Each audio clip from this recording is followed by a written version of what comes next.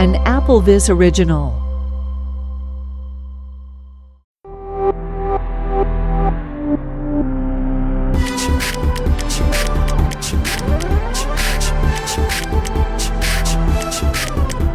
Hello there and welcome to AppleVis Extra. This is episode number 100. My name is Dave Nason and this is a very exciting day. Guys, we're back. I'm joined by Thomas Domville, Tyler, Stephen and Michael Hansen from the AppleVis team. How are you guys? I'm good. I'm doing wonderful. How are you, Mr. Dave? I am great. It's an exciting day. It's our first day back online. Oh, yeah. It's been it's a really, really exciting day and a big day for us and a big day for the community, and love just hearing the outpouring of support that we've seen on the website, and people are back, and it's a great day, and it's also an Apple keynote day. Yes. What timing we have, eh? Well, it's ironic. It's like we planned it on purpose. Yes, so we're again, every time it happens, I say, I can't believe another year's gone by, but here we go. iPhone event again, and some other stuff too. It was an interesting event. It opened actually with a video which had quite a lot of accessibility/disability references in it. I don't know if you guys noticed that, if you had the audio description on. I did, and that was very nice that they incorporate that, isn't it? I mean, they always do like a million gazillion videos, but it just always seemed to be that first one that's always the most important one. So putting accessibility in there was a nice touch. Yeah, that was cool. And then Tim came on stage, or wherever he was, outside somewhere. He seemed to be shouting a lot at the start. I don't know if anyone else noticed that.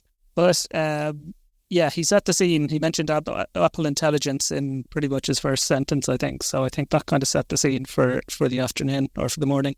Right. It was almost like, you know how WWDC, we had this Christmas gift and we opened it and it's like, oh, Apple Intelligence. We were so excited. They just went all the way down.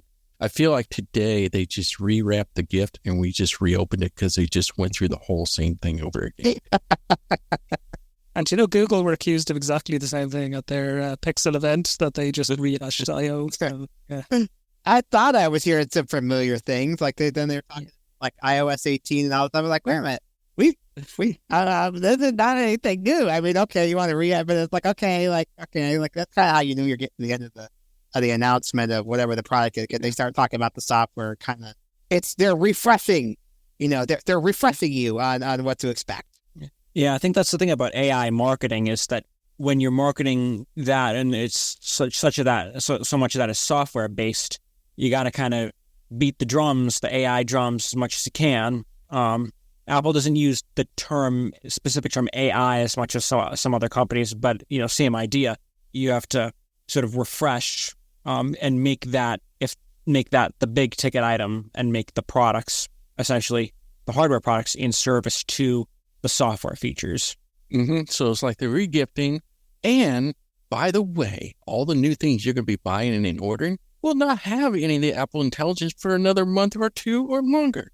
But you still want to buy these things because conveniently kind of minimized. I mean, you didn't hear too much about that part. Like, it's coming, but it was all these things that these things are going to do. But you didn't hear too much about the little fine print there.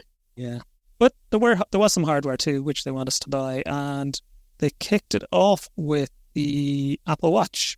Ooh. So this is the Apple Watch Series 10, believe it or not, and bigger screens now, and a kind of wider aspect on them. They're now 42 millimeter and 46 millimeter screens. They say it's also a thinner watch as well, and lighter than it was before, which is quite nice. Higher refresh rate and things like that, brighter screen, some nice features like that, rounded edges, some new colours as well. It comes in jet black, rose gold, or the familiar silver. How do you guys say that word? Aluminum? Yep, aluminum. And there is a polished titanium option as well. So yeah, I haven't gone through all of it, but please fill in any other bits of information that you guys want to talk about on that one. So here's my thought. First, you notice that there wasn't any new chips in there. That was the first thing I noticed right off the bat. I said, okay, it has. It is an S10, no? It is an S10, but it uses the same processor as the S9. However, the size is getting close to my 12 mini size. I could just strap my 12 mini. It's getting bigger. I'm not sure if I like that getting bigger. However, the lighter and thinner, that was interesting. I do like to see these watches get thinner. I mean, they're already pretty chunky, and anytime they can make it thinner, it'd be great. And when they talk about moving it to titanium, I know that doesn't sound like a lot, but when they tout that in the 15 Pro with the titanium, I didn't think much of it, and they said it was going to be 10% lighter. And by golly, when I got my 15 Pro, I was stunned how much lighter it was. I just compared it with my 14 Pro and my 15 Pro, and it felt like a lot more than 10%. So anything that makes the watch lighter, that would be great. I was hoping that because it got a little bit bigger, it would have a little bigger battery, but they didn't mention anything about battery life and such, so I'm guessing that's about the same. Otherwise, my gosh, they inherited a lot of the ultra stuff, right? I mean, now you got the water meter depth and you got the water temperature in there, and now it's got the new resistance that's up to what, 50 meters? So it stole a lot of the ultra stuff, and to hear that the ultra didn't get an update, I was kind of taken aback. Yeah, it's got some kind of health improvements, they say, and also, the stuff for new fitness things like, say, rowing and kayaking and things like that as well. But the thing they didn't borrow from the Ultra, unfortunately, in my opinion, is the action button. But yeah, you're right though. It did take quite a lot, and right now you can have music and podcasts on you. I was just gonna say that. I was just waiting. I was waiting for a pause where I could get in there and say, "Oh, now you get in there, man. Play music." We'll just erase it. Okay. Oh no, keep it on there. Keep this whole part in there too. Oh, we will. You made a really good point about that is kind of cool. Like it said that the presenter said that you can play media through your watch. It's really, really cool. Like what I'll be doing is I'll be like doing stuff and working on laundry or whatever, and I want to play something and listen to my phone necessarily, but my phone's in my pocket. But if I could have my audio output go right to my watch, that would be cool. I'm not sure it's worth the price tag, especially if I'm replacing the Link bracelet that I have for my stainless steel watch since they got rid of stainless steel. I'm not unhappy about that or anything. Don't get me started on that. But if I were to be upgrading, ask me on Friday what I did. That is one of the things that I would be interested in, is be able to play, have media playback. I'd be curious about the fine print, how it actually works in practice. If I can run audio, if it's just music, or could I do any app, the Scanner Radio app or Bard Mobile or something like that, or is it only specific things? It'd be great for background noise, right? Yeah. Because you could play audio from it before, but only through AirPods. Is that correct? Yes, I believe it has to be through AirPods, and I don't have AirPods. So they're coming out with a titanium wristband, though, Mike. I know, but it's expensive. It's like I think that's like the titanium price. It's I want to say it's in the cup at least a couple $100. I don't know what the exact price is. I didn't look at it other than to know what the base price was with the rubber band versus but it's at least over 200. Don't quote me on it. I mean, laugh. Rubber band. What? That's just pocket change for you. I mean, that's no big deal. It's polished. It's really nice. All right. Well, if you want to buy it, no. You let me know, and I. You're right, though, the health aspect and stealing a lot of the sports stuff. I mean, now you can have the kayaking and all that skiing and everything right on your watch, which was cool. Unfortunately, nothing I would ever use, but yeah, it got a decent update. Yeah, and the health is, I think the big extra health feature they talked about was sleep apnea, although the Series 9 will get that as well, if I understood correctly. I'm really glad they're bringing it to the Series 9. That's a good thing. That was unexpected and a welcome change. Yeah, so I think it's pretty good. It's, as usual, depends what you're on at the moment and whether it's worth the upgrade for you if you're a Series 9. Most likely not, but I'm on a Series 4 that's barely running anymore. I think you're on the same boat as me, Thomas, aren't you? Where we couldn't even get WatchOS 11 on our watches. Right. I'm with you too. I mean, at this point, we need to get it if we want. The only thing that was disappointing, as I mentioned before, it's got the same chip as the S9. I mean, I suppose that'd still be a good jump for us.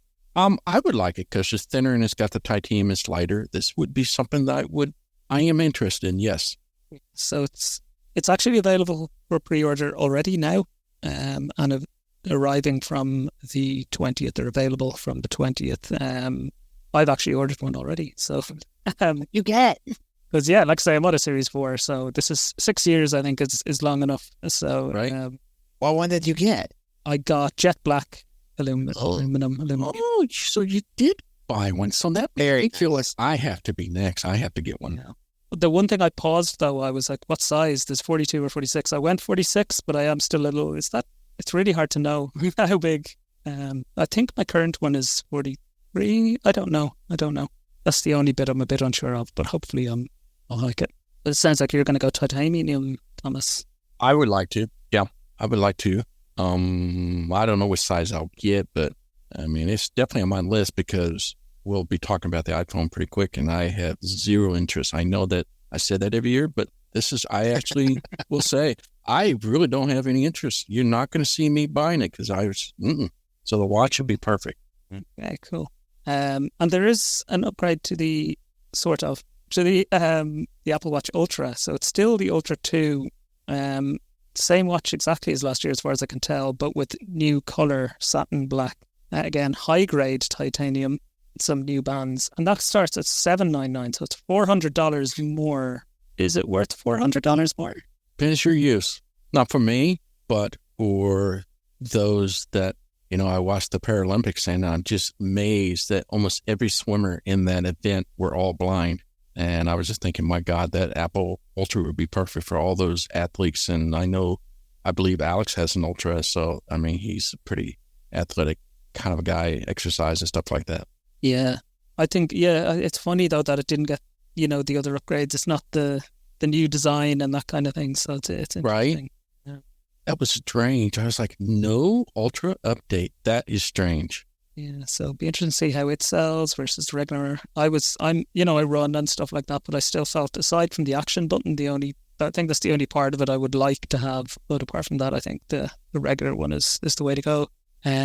Michael, you don't sound like you're likely to go and upgrade your Apple Watch yet. Is that right?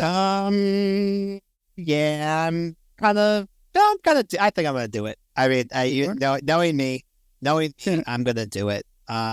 And knowing me, I'll probably go with the titanium link brace. It's I may Go big or go home, Michael. on the AppleVis Extra number 100. Then yes, I am probably going with the titanium Apple Watch with the Pocket change. You know the S9, right? Link brace. You got an S9, so I'm surprised you would upgrade. Yeah, You probably do the same thing as, yeah. We do a family upgrade program. The family upgrade program. I don't know if you guys are familiar with how this works, but the family upgrade program is ingenious. Like, if I could trademark something, I could trademark the family upgrade program. And how this works is that you upgrade your phone every year, and you pass the dearly loved, gently used, almost like new device down to someone else in your family. And so that's what it's regifting is the theme. I gave my Apple Watch Series 8 to my uncle. It was really cool because he didn't think he would ever want an Apple Watch. I'm like, just try it. I'll bring it down. You could try it. And he absolutely loved it. It was just really, really, really enjoying it. So that's the family upgrade program. So in short, yes, I will be buying.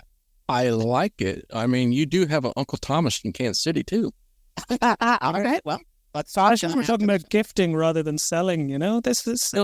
Gifting sounds great. Yes. I love it. Tyler, you're not an Apple Watch guy. I'm guessing you're still not going to be? That is correct.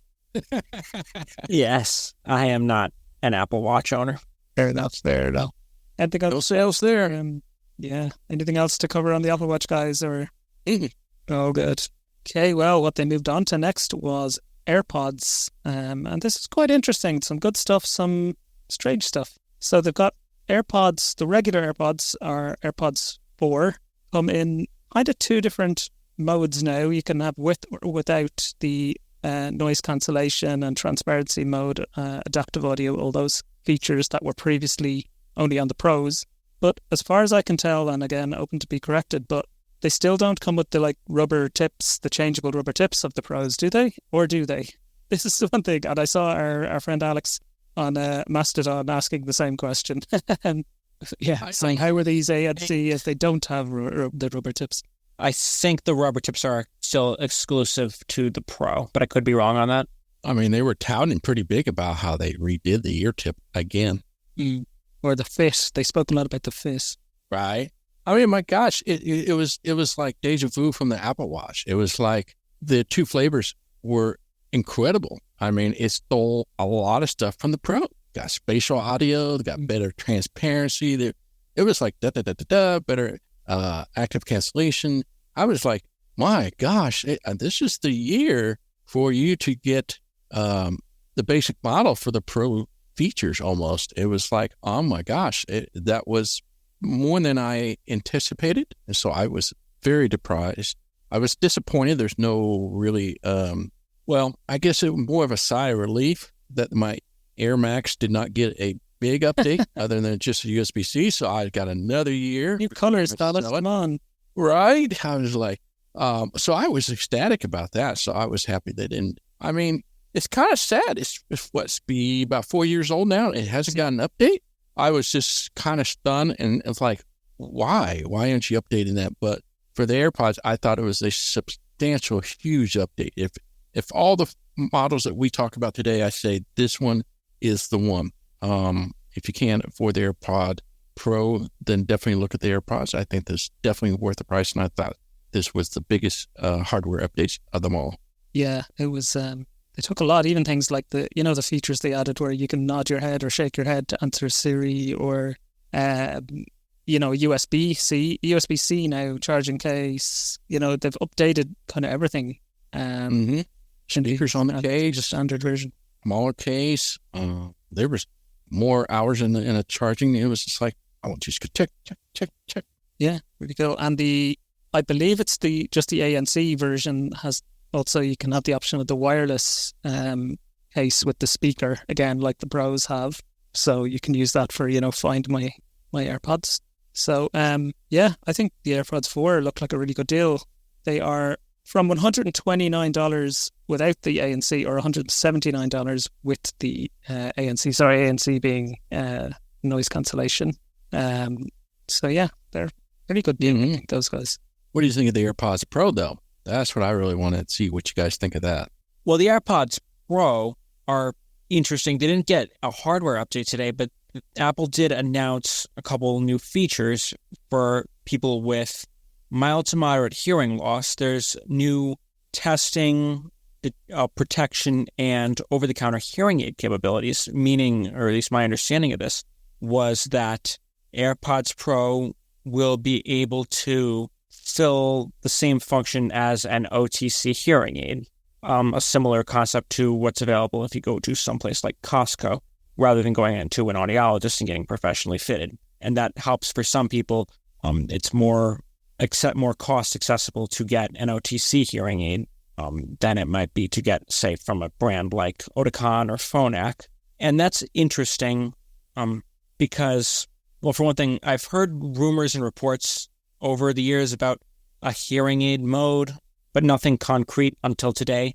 So it was kind of a surprise, like that it was announced today, because I wasn't expecting a software type announcement for the AirPods Pro, or really anything. I didn't think the AirPods Pro was really going to get much mention today, because I know it was just the AirPods 4 and the AirPods Max were on the table. But I think that's an interesting feature, because if I think about, like, for me, I have hearing aids, but if there are situations where my AirPods could integrate more seamlessly or have a richer feature set, because those are in with the Apple ecosystem, more closely integrated, but then it could also serve some hearing aid functions. That could be interesting, because it's one device doing sort of a hybrid of things. So for Like my they use spoke- case, that could be interesting.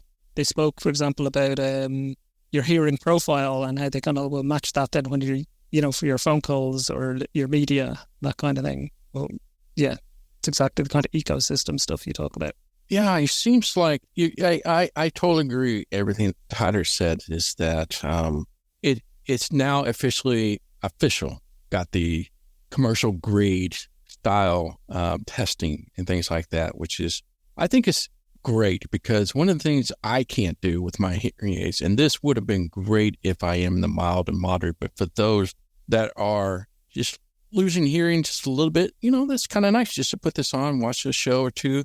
Another thing is that because the hearing aids, it would be great to be able to take those off, put a AirPod Pros in there and be able to hear the same and just be able to watch and do things and listen to music without having to use your hearing aid, which is also another great thing. But, of course, the first thing my thought is, this is not something that you could wear all day long. I mean, that's the only problem. I mean, my hearing aids will last 10 days before I have to replace the battery.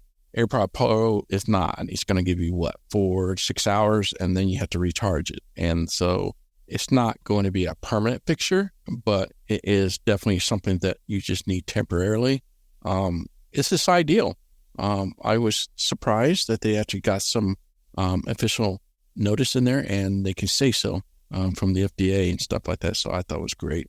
And the only other feature that was mentioned was detection, where if you're in an environment that has a particularly loud sound or potentially harmful sound to your hearing, the noise cancellation on the AirPods Pro can apparently reduce the noise that comes into your ears, which could help protect your hearing long term.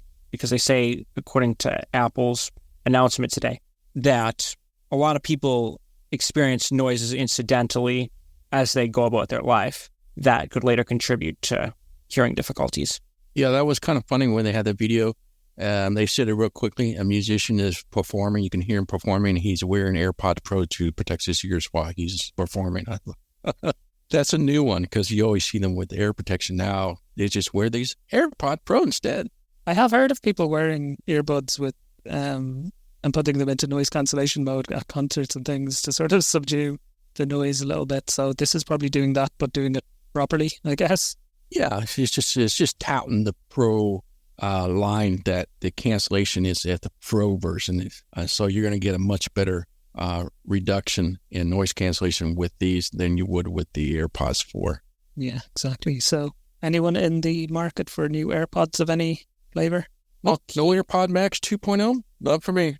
I'll sort of watchful wait on the AirPods Pro because that sounds interesting. I can't make a decision today, and I don't even think that feature is available. I think it still needs regulatory approval by the FDA, and I think other countries' regulatory bodies will have to officially approve it before it can actually be used.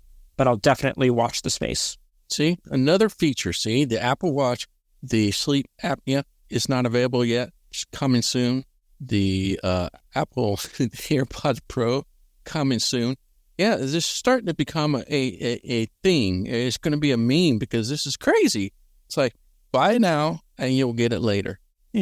Yeah, there was a bit of a theme of that, all right. I got to say, yeah, I've AirPods too. I am AirPods Pro too. I am curious to check this feature out if and when it arrives here. But mine are a few years old now and I still don't need new ones. Like, I'd love to have a USB case because it's the only lightning thing I have left, but that's not enough reason to get the new ones, I don't think. So that was the first, 40 minutes of the event. The next hour was the big one, the iPhone 16 range of phones designed for Apple Intelligence from the ground up. That was the opening line. So here comes your repackaging that you spoke about earlier. So we heard a lot of the WWDC stuff again.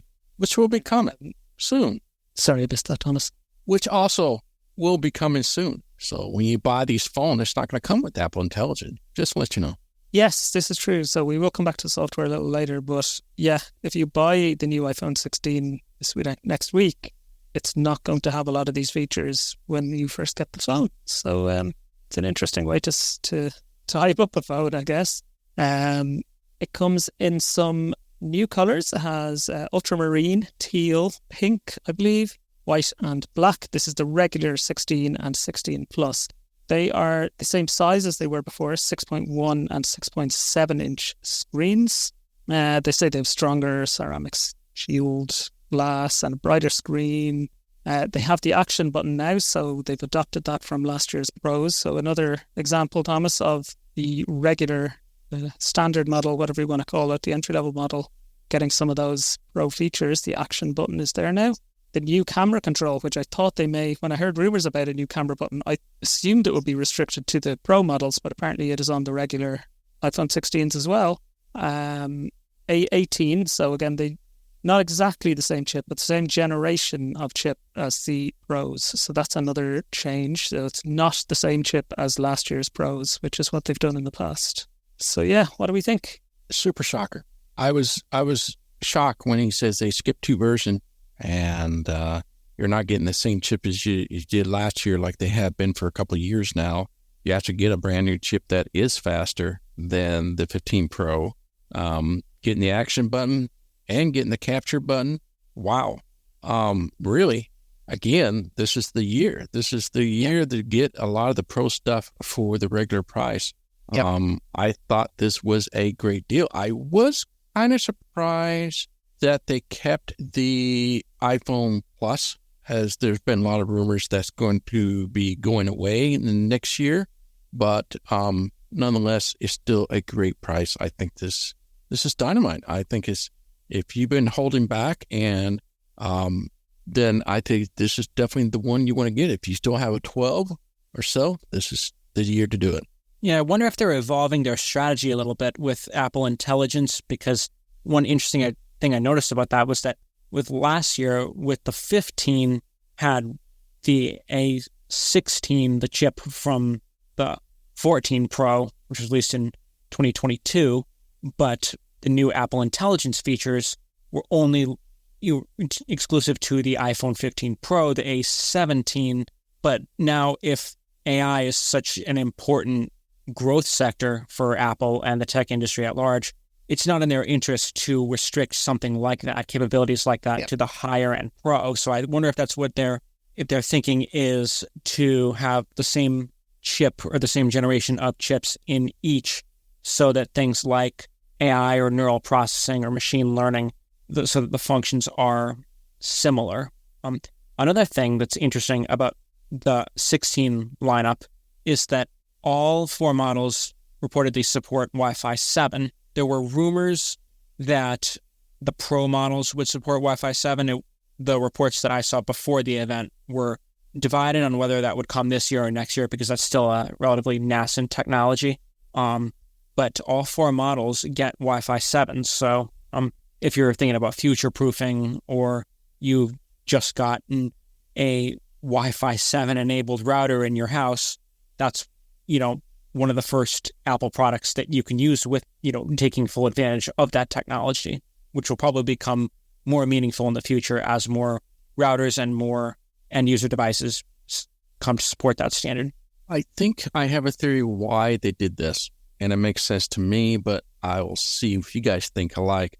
I think the reason they went 2 versions and didn't take the 15 Pro chip was so they can make that a difference for the iPhone 16, because I think the iPhone SE is just right around the corner at the beginning of the next year. And I think they didn't want that to have the same chipset, because the iPhone SE is much cheaper, but yet they want to put the AI in that phone as well. So I bet you they're going to take the A17, which is in the i15 Pro, and put it in the SE. So that's why they're not going to cut in the market of the iPhone 16. That's just my thought. It's just my theory. So they might want some differentiation. Correct. Yeah. I think their differentiation strategy is, call me a cynic, call me a critic, but this kind of touched a nerve for me. Is this idea that when they started, Tyler, I think was it the iPhone 15 with the first year, or did they do it with the 14? They did it the year before as well. They did it the year before. I think that is just trying to force consumers to the higher end products. If you want the latest, you got to go to the higher end. And Apple, they can do better than that. I think that it's good that they are making the iPhone 16 all of the same chip, but I don't expect it to last, and I think it's all about. It's an interesting one. I had the same thought in a sense that, yeah, with the last 2 years, we would have had the conversation, okay, is it better to buy an iPhone 15 or pick up an iPhone 14 Pro somewhere, or the same, previous 14 or 13 Pro. This year is the first year they've got a bigger distinction between the 15 Pro and the 16. Yeah. I think it's harder to. I think if you want to upgrade your phone and you want the latest phone, this is the year to do it. I hope, prove me wrong, and I'd love to be wrong. I don't like to be wrong, but I'd love to be wrong on this. Next year, I don't expect that they will do the same thing. I think that it'll be back to the stratified, only the pros get the latest and everybody else gets what's left. And Apple, quite frankly, Apple can do better, and they should do better with that. Yeah, it's an interesting one. I suppose the 16 and 16 Pro, 16 and 16 Plus, they start from $799 and $899, and I believe the Pros start at $999 and $1,199. And really, I think this year it's harder to distinguish the difference between the regular and the Pro than it was the last 2 years. Would you guys agree with that? Oh, totally, hands down. It's starting to bleed in, but that's their fault. Just like the S9, S10. I think it's because it's all about the AI. They just want to make sure all their phones are AI capable. In order to do that, they had to sacrifice something, and that's what they sacrificed. I will have to say the pricing, I was, again, kind of stunned. I was expecting an upcharge, but when you talk about the iPhone Pro more, because we're talking about size different, and that was the only major difference I saw other than their couch of their 4K 120 hertz, blah, blah, blah, blah. Record 4K at 120 FPS or something like that. Yeah. So it's a 6.3 inch and 6.9 inch, so they're slightly larger screens, but I don't know if that, huge, but I don't know if how much of a difference that, to... Michael, how close is that to your Mini? So I don't have the iPad Mini anymore. I gave it to my sister for my niece, but the iPad Mini used to be 7.9 inches diagonal. And the new one is 8.3, but I don't think I think the screen's much bigger. So that iPad only an 16 Pro Max is creeping up there, that, right? That's the first thing I thought. Only an inch difference between an older iPad Mini. Big there. In a much smaller body, though, because there's no border around this thing anymore, it seems. Yeah. So it'll be interesting to see if there really is much of a difference between, with the thinner, borders, and is there really a difference? I'll find out soon enough, and I'll let you guys know. It has this one has the A18 Pro, so they are distinguishing between the two chips. It got very technical here for a while. I wonder if it means anything practically speaking for day-to-day use with voiceover. Because what's the actual... Do you know if there's a difference between cores, if there are more graphics cores or more difference in the neural engine? Do you know the difference between the A18 and the A18 Pro? I didn't. Or do we have to wait for a deep dive, more technical deep dive? I didn't hear anything in terms of number of cores, but I think they said, it's 15. I believe it was still the same core, the 2 core with a 4 efficient. I think it was identical. It's just a lot faster. They touted some mind-blowing speed when it comes to GPUs and AI. That was a big difference between the two models. But still, I don't think you're going to see the substantial difference. I think the only big thing... You were planning to make a professional music video next week, right? Well, see, that was pretty cool, though. You have to admit the audio portion of it, that you were able to not only put multiple tracks on your audio, whatever that program is, that audio or voice memos with audio mix. Voice memo, that's it. That was pretty impressive how they got 4 stereo mics in there, studio quality. That could be cool, right? That could be really cool for field recording and things like that. That may have some interest. That got my attention. For someone who's flying, that could be cool. I saw the audio. Yeah, I saw though, guys, the criticism in a sense though still that you still can't say run two different apps and have two different audio sources going in or something. Do you know what I mean? So that it's still very restricted as well. You can't have, say, a recording app running and a different app running to record your audio. Nope. So it's can't. really Just one. restricted. They could do it, but they haven't done it, you know. So it's like you can do this, but we're still not letting it do as much as you could do with it, like a Mac or something. I like how they kind of played it up, and I thought it was kind of amusing. They said it now has a better and bigger battery life. And I'm thinking, well, yeah, it does. It just grew from 6.1 to 6.3 and from 6.7 to 6.9. Of course, it's going to have bigger battery life. It's about 15% bigger, which is substantial, I have to admit, but that was to be expected in a larger phone, of course. But the two biggest thing that came to me was the screen size and the bigger battery life.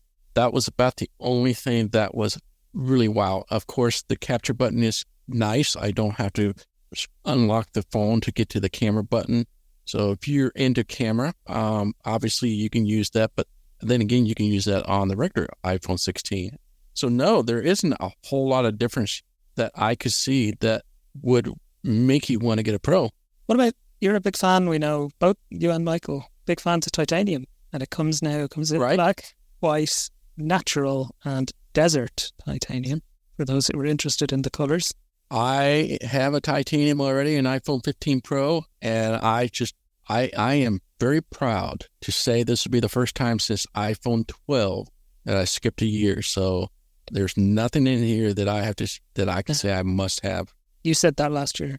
I did, and they gave me a free phone for it, but I don't think they're going to be a free phone this time. One report I saw before coming on was that the 16 Pro is slightly heavier than the 15 Pro.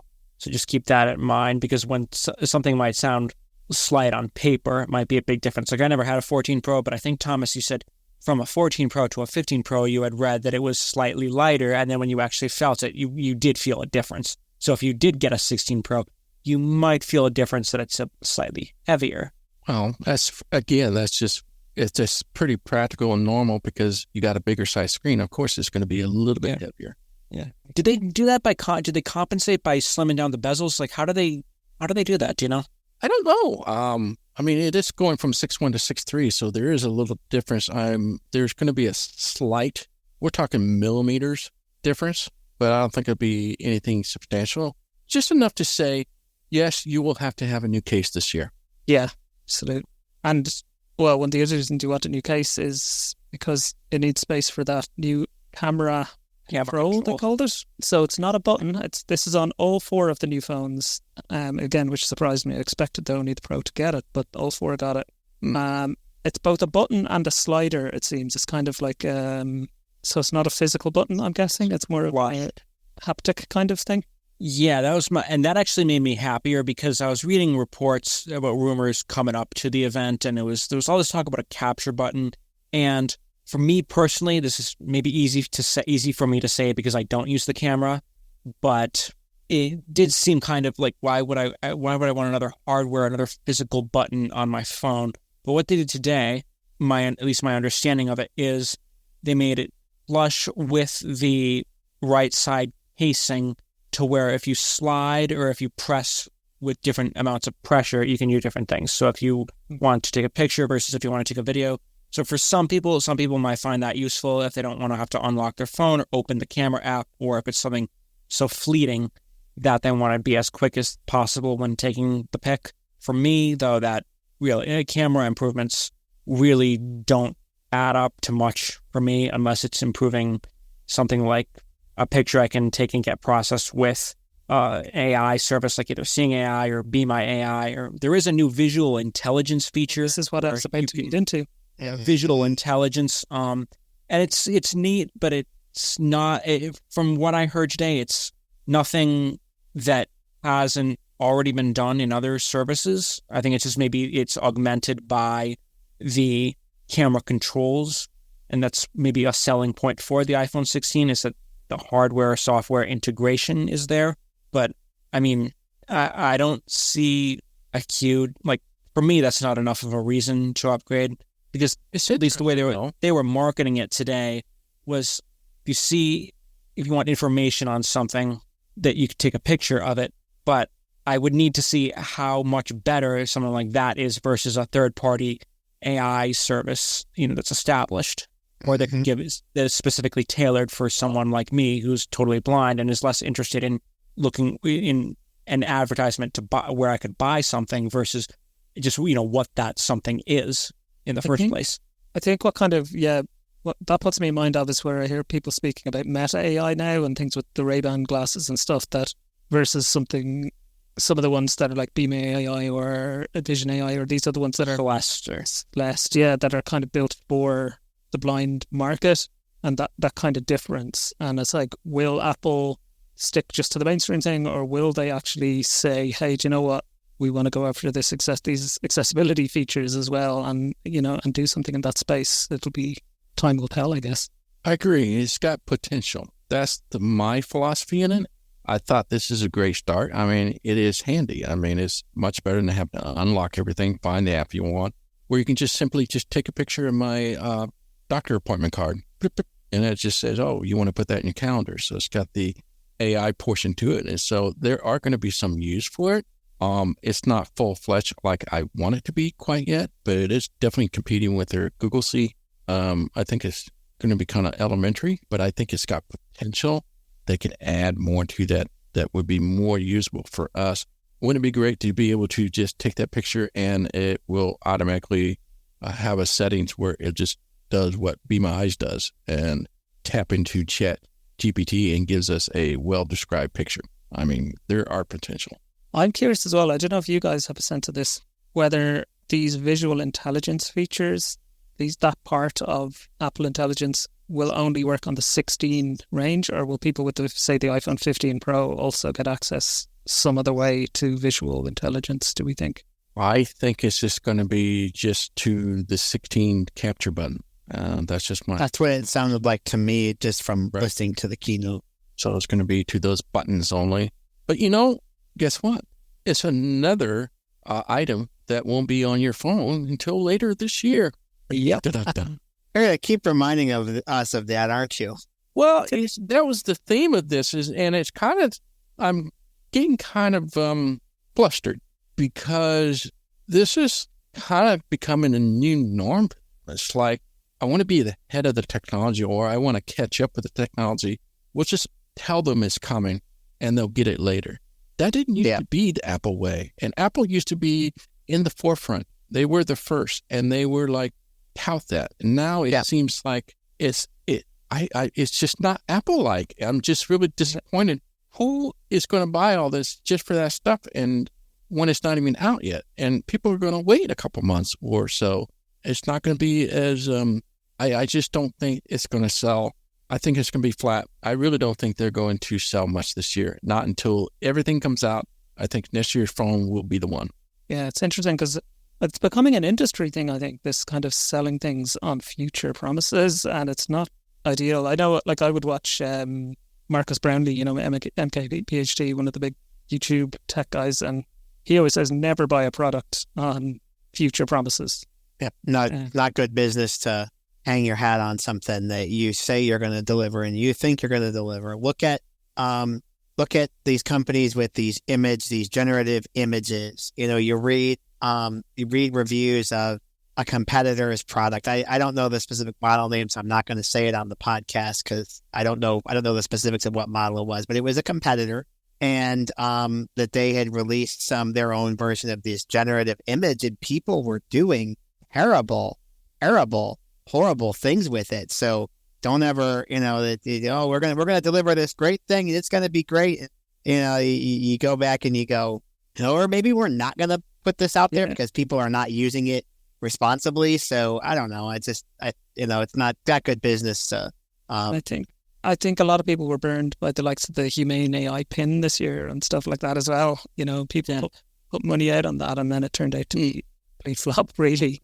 Yeah, I think that's what MKB HD said was the worst product he had ever reviewed. And that's saying a lot because he's done a lot of reviews, a lot of products. But yeah, the Humane and the Rabbit and that's the other. I don't see. And it's not that we're saying we expect these Apple features to be like that. I'm sure they're going to be very, very good. It's just, I get what you mean, Thomas, that you don't want to spend all that money on a phone bait. Don't release it till it's ready. Yeah, what they're telling you will be here in the future, and it could be 6 months before those features. And if you're like me, Exactly. it could be another year before you see them. Yep. Well, and that's very true. Tim Cook did say in WWDC, some of the Apple Intelligence may not be ready until a year later.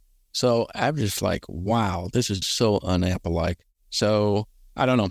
That's just my 2 cents. I'm not saying these are, I think Apple will fulfill those promises. You just be aware that you are not going to get it baked in. However, I will say this is the big year, as in I can actually say all 3 products are really, really good in terms of getting the best bang of your buck at the minimum.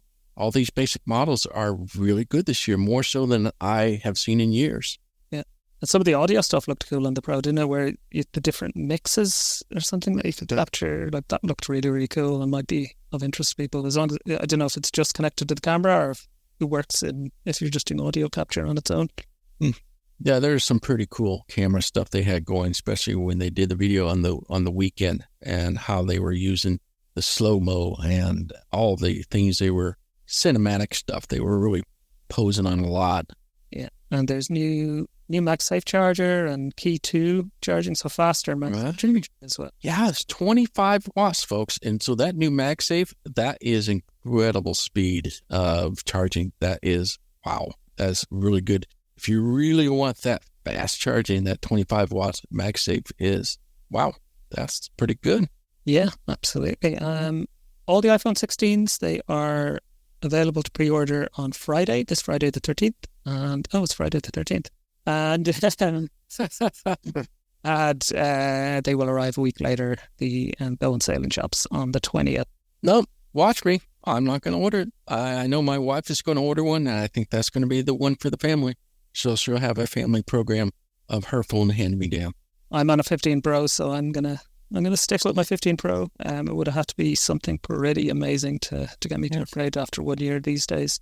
Tyler, what are you? I have a 15 Pro, so not really looking to upgrade. I didn't see anything today that would really, wow me to that point. So I think for people who have a 15 Pro, unless you really want the camera controls or a creative professional, I don't see much in it for 15 Pro users. It could be if you had maybe either 12 or a 13, you'd get a more substantial upgrade. Yeah, I think that's the way of it these days. Michael, where are you at? 16 Pro Max. Oh, geez. Come on, that's not going to surprise anybody. Anybody that knows me, is talking, no. Anybody that knows me knows that was a foregone conclusion. I did the 15 Pro last year, in part because of sticker shock, and I did not want to be walking around saying that I got a $1,200 phone. Excuse me, $1,199 phone, not $1,200. It's $1,199. But I had battery anxiety. I never ran it down to a point where I was in low battery territory, but I really do.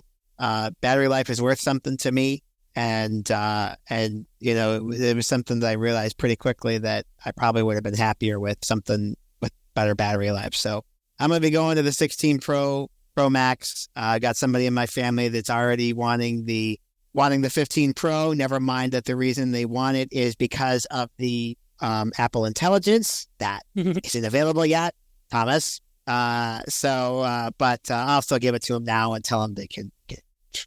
Don't we all want to be his family? I mean, God, he's giving everything away. Yeah. Well, the thing about Apple Intelligence is if this family member wanted it bad enough, they could just put 18.1 on just for testing. That means I'm going to be doing that means I'm going to be doing the tech support for that. So that will be a no. That is a hard no. Nice idea, though. Yeah. They will not be informed that a beta program exists. Yes, we will not be doing that. We are just saying no to that. Yeah. Got to manage your ticket influx. Yeah. Yes. Cool. So that was our hardware today. Yeah. All is pretty much as expected, was it? Or anything that jumped out as a surprise? It was everything I've heard. The watch was what I expected. The iPhone 16 Pro was what I expected. The only thing I wasn't expecting, and the bigger screen size I was expecting, the only thing that caught me by surprise is that all 4 models got this capture button, and the iPhone 16 got a bigger chip than the 15 Pro, and that the AirPods pretty much stole everything from the the AirPod Pro, and I was surprised the Apple Watch stole all the Ultra stuff too. So I was just shocked about those. Yeah, I agree. I think you said earlier, Thomas, this is the year of the non-Pro is actually probably where the value is. Exactly. This is year, or if you want to wait out into the iPhone SE, I think that is going to be a great phone. I really do think you're going to get the iPhone 15 Pro chip. I think you're going to get the AI that you wanted out of the SE. It's going to be on a new chassis and everything. You're going to get Face ID on it. It's going to feel like you got an iPhone 15. Interesting. Cool. A little word on software, shall we, guys? So iOS 18, iPadOS 18, WatchOS 11, macOS Sonoma, and the others, the TV and so Sequoia. What did I say? Sonoma. Okay. Well, yeah. Thank you. Although there is a new version of I saw that there was a new RC, it's a maintenance RC release for Sonoma 14.7. So you're technically right that there is a new Sonoma update coming alongside Sequoia. But yeah, so iOS 18, iPadOS 18, WatchOS 11, macOS Sequoia, visionOS 2, and macOS Sonoma 14.7, and iOS 17.7, I believe, as well. tvOS 18. tvOS 11. But anyway, those new ones, they're coming out next Monday, the 16th of September. They will be released. So the RCs, the release candidates, are out for those in the beta program now. And I think it's fair to say we'll have some content, guys. Oh, yeah. Yep. I think people are going to be really happy with iOS 18. I think people are going to like it. I think you're going to find that, as software releases go, this is one release where I am confident in telling people, telling my friends who are not techie people, hey, you can upgrade to this safely on release day. So I think people are going to be really, really excited with iOS 18. What about macOS Sequoia, Tyler? It's pretty good. I wouldn't say I've seen any show-stopping bugs in my use of it. One thing that is disappointing is that a new feature, one of the big new features announced this year, mainstream features, was iPhone mirroring, and you cannot use that with VoiceOver.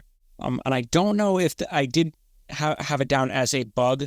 I don't know what Apple, if they're planning to put any thought into it. And what's interesting about it is I can see VoiceOver working with it because audio can be streamed from the phone to the Mac, and the Mac's keyboard can be used to control the iPhone. So, at least in theory, it's not inconceivable to imagine VoiceOver working to mirror the iPhone.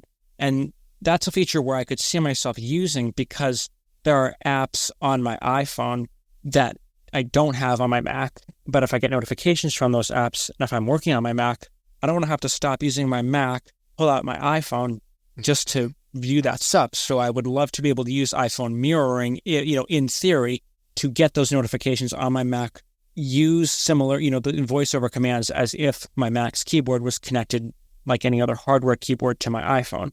So, but as of right now, you cannot do that. That does not work. There is no VoiceOver accessibility with iPhone mirroring at this time. Very disappointing. Other than that, there is, there's the new Passwords app, which is pretty good. That's something I've been wanting for a long time because iCloud Keychain, it's been buried in settings for a while on all the platforms, macOS, iOS, iPadOS. But this makes it more visible and a little better organized, in my opinion. As far as VoiceOver changes, it's I would say the biggest change is the command customization. I don't know if any of you guys are testing Sequoia, but to put it short, they've done away with the classic commanders, the numpad, trackpad, keyboard, and quick nav commanders, and have changed so that each command can be customized. You can go through a list of voiceover commands and customize them, whether they're built-in or user-defined. And you can set, you're no longer limited to the option key, for example, for keyboard commanders. So say if in, say, macOS Sonoma, if I wanted to open Safari, I'd hold down the right option key, which is my keyboard commander modifier, and press the letter S. With Sequoia, I could do that, but I could also make a control option command because the VO modifier can be used to make user-defined commands. So it opens, opens another window for people who find VoiceOver on Mac commands difficult to perform, or maybe with limited hand mobility. That's one of the main criticisms I've heard over the years of VoiceOver and Mac OS, is that the commands are difficult to perform. So some people might find that useful. And then, of course, there's the voice rotor, which is same on iOS. You can customize how many voices appear if you quickly change. But yeah, so that's bugs-wise, there are a few bugs, which we'll have documented next week. But again, I wouldn't say anything serious or show-stopping. But yeah, that's pretty much a summary of what I can find in Sequoia. Have any guys had any experience with it? No. I'm interested to though. I'm glad to know I can maybe safely upgrade, hopefully, because Sonoma was a tough cycle. I think it's for a lot of people. Server users. Sonoma was that the right way? See, the tough thing is for me as a tester is and this, you see it maybe more with macOS and other platforms, is the use cases are so broad. It is hard to really prognosticate how safe it is for a given use case. So, but I would say in general, at least what I've found is it is pretty solid as far as new updates go. I've been testing it on, a secondary volume on my Mac. I never put a macOS beta on my daily driver. But yeah, so that's Sequoia. And I would say you get kind of similar vibes with iOS 18 as far as features and bugs. No, there are bugs. I wouldn't say there's anything real serious in iOS 18 either from my use. I'd agree. Yeah, I think, as Michael said, it's a pretty safe upgrade for iOS 18. We will have a list of bugs up, but I don't think there's any real showstoppers there at all. Yeah, they did release the RC today. I haven't tested anything in that yet. I haven't been had the opportunity. But one pretty nasty bug is the lock screen. In recent builds, I've not been able to customize the lock screen, which I wish something I really like to do to get rid of the flashlight and camera buttons. I saw a post from, it may have been on our own website, from somebody saying it was fixed in the RC. Like you, I haven't had a chance to look at it yet. There is also a workaround to that one, which is if you go into settings and go to wallpaper, you can customize the lock screen from there. Okay. If that bug does persist, but fingers crossed, it will be fixed in the RC in the next week. Oh, so we might need to edit this out then if it is fixed. Okay. Yep. Nah, sure, there's no harm having people hear about it anyway. Okay. And yeah, there's new stuff like I like the new control center. Personally, you can have multiple pages now in your control center. You can change the size of controls. You can have, what you want on different pages. I really like it. I don't know, do you guys like that feature? Yeah, I like how you can rearrange things. Although, speaking of bugs, and I need to test this as well, the drop action does not work for me.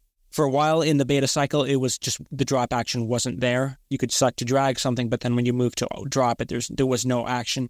Now there is a drop action, but I've never got it to work in my use. It would say it's dropped, but the control would never be dropped in where I want it to be. And move things around the other way by literally physically dragging it around the screen, I think. But yeah, it's nice.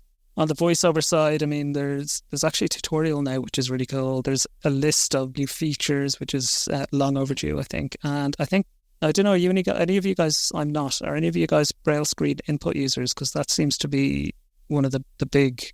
I am, and that's really, really cool what they've done with Braille screen input. Number one, they've made it more responsive, but number two is how you can use it to type in more fields. The Braille command mode where you can kind of use Braille display commands using Braille screen input. That's really, really cool. I don't know nearly enough about it to other than to say that I've tried it. I use Braille screen input all the time, and that's how I text, and it's faster, it's more responsive. But it's really, really cool. I think that the Braille command thing will be really, really cool, especially for people who, are very, confident with Braille, but maybe they don't like the touch screen concept as much. I think that'd be a really, really, really cool thing, a really, really great thing, and people will really enjoy that. Yeah, the command mode, it's similar to, people who use refreshable Braille displays, but also for people who use like a Braille note taker. If some people if that's your thing, then Braille screen input, you might want to give that a look, because you can use some of the same commands or the same types of commands as you'd use on something like a dedicated note taker. Exactly. Great comparison. That was the comparison I was looking for, Tyler, but couldn't bring to mind. But yes, the note taker, if you've used a note taker, anything like that, it's like the iOS version of that. Yeah. Cool. We'll have a whole article about all of the new stuff for blind and deafblind users. Scott Dabbert has done his fantastic article again. That will really good. It'll be out between now and next Monday. I'm not sure yet which date, Michael, when we're sending that one out, but it'll be available soon. And Thomas, I think you'll have a few podcasts for us, I guess. I will have a few podcasts out there that will go through a lot of the accessibility area. There's a lot of things to cover this year. A lot of little things, nothing major other than the BSI. I think that was the biggest thing. But yep, you can expect a few podcasts from me as well. Yeah, brilliant. I think everybody gets a lot from them every year.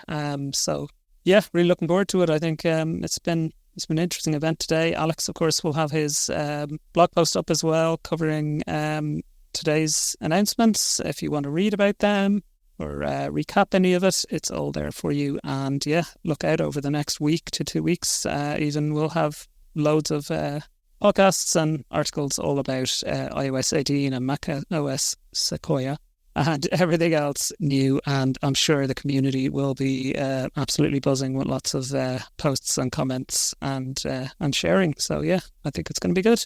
So yeah, let us wrap up. I just want to say a huge welcome back to everybody to AppleVis.com. We're delighted to be back, and thanks for listening. Thanks to Michael, Thomas and Tyler for joining me today. Thanks for having me. Bye. Yep. Thanks for having me. Bye-bye. Yep. This AppleVis podcast has been brought to you by the community of AppleVis.com for the latest in resources and tips and tricks to get you the best experience from your Apple device. Visit www.applevis.com.